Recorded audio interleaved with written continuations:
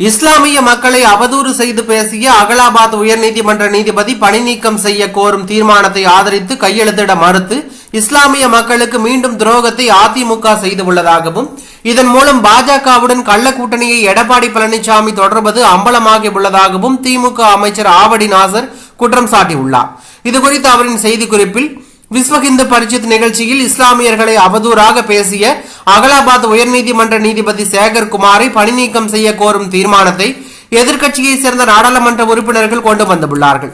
வெறுப்பு பேச்சு, வகுப்பு வேற்றுமையை தூண்டுதல், அரசியல் அமைப்பை மீறுதல் என்ற 3 குற்றச்சாட்டுகளை உள்ளடக்கிய அந்த தீர்மானத்திற்கு மாண்புமிகு முதலமைச்சர் உத்தரவின் பேரில் திராவிட முன்னேற்ற கழகத்தின் மாநிலங்களவை உறுப்பினர்களான இளங்கோ, கிரிராஜன், வில்சன், அப்துல்லா ஆகியோர் ஆதரவாக கையெழுத்திட்டுள்ளார்கள்.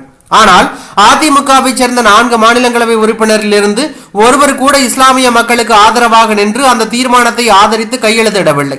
ஆட்சியில் இருந்தாலும் இல்லாவிட்டாலும் சிறுபான்மை மக்களின் உரிமைக்கும் பாதுகாப்பிற்கும் அச்சுறுத்தல் ஏற்படும் போதெல்லாம் அவர்களுடன் தோளோடு தோள் நின்று ஆதரவாக செயல்பட்டு வரும் ஒரே இயக்கம் திராவிட முன்னேற்ற கழகம் தான். மத பிரிவினைவாதிகளுடன் என்றும் கைகோர்க்க மாட்டோம் என்று அன்று முதல் இன்று வரை நெஞ்சுரத்தோடு களமாடி வருபவர் முதலமைச்சர் மு.க. ஸ்டாலின். ஆனால் அடிமை அதிமுகவோ ஒரு பக்கம் பாஜக கூட்டணியில் இருந்து வெளியேறிவிட்டோம் என கூறி மக்களை ஏமாற்றிக் கொண்டு மறுபக்கம் பாஜகவின் கள்ள உறவை தொடர்ந்து கொண்டே இருக்கிறது. ஏற்கனவே சிஏஏவை ஆதரித்து வாக்களித்து சிறுபான்மை மக்களுக்கு எதிராக செயல்பட்ட அடிமை அதிமுக தற்போதும் சிறுபான்மை மக்களுக்கு எதிராகவே செயல்பட்டு வருகிறது என்பது இப்போது உள்ளங்கை நெல்லிக்கனியாய் அம்பலமாகி உள்ளது.